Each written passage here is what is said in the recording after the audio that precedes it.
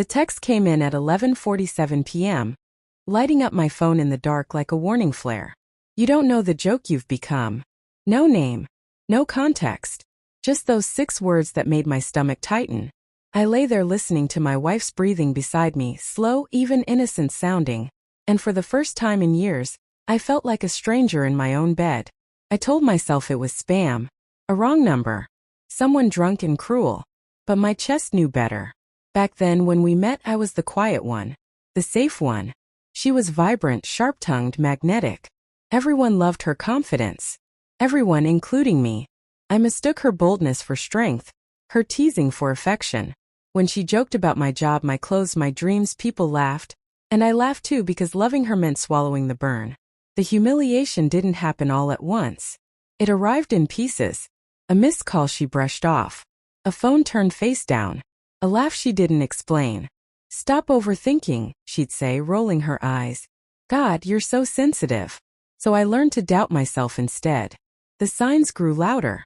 She started coming home late, carrying excuses that didn't quite fit: work, drinks, girls' night, traffic. Her perfume changed.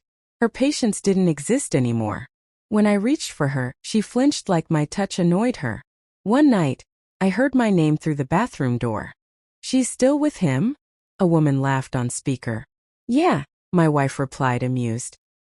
He has no idea. They laughed together. Openly. Casually.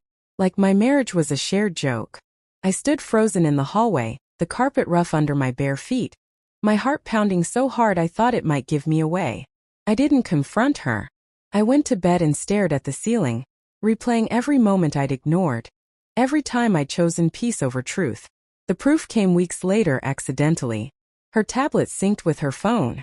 Messages bloomed across the screen while I was paying bills. He still thinks you're loyal? God, he's pathetic. You really married down. There it was. The humiliation. Not private. Not accidental. Shared and laughed at.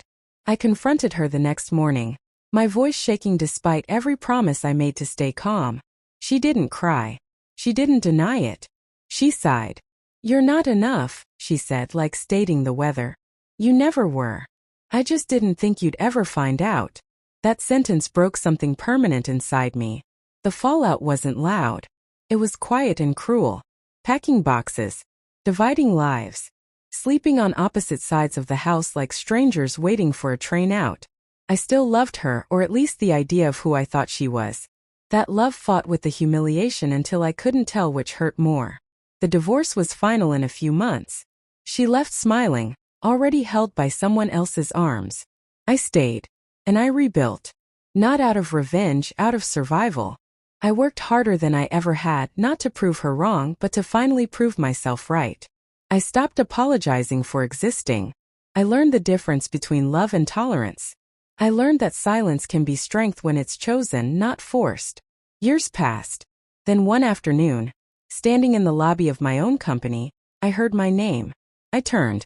She stood there, eyes wide, clothes suddenly modest, confidence cracking at the edges.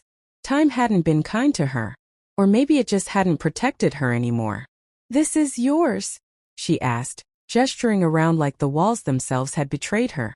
I nodded. No smile. No bitterness. Just calm. She tried to laugh. Wow. I never thought. I know, I said gently. For the first time she looked embarrassed. Truly. Like she finally understood the cost of her laughter. I'm sorry, she whispered. I believed she meant it. And it didn't matter anymore. I walked past her without another word. The real victory wasn't success. It wasn't her regret. It was the quiet knowledge that I survived humiliation without becoming cruel. That I rebuilt myself without destroying anyone else. They laughed when she humiliated me. Years later, the silence said everything.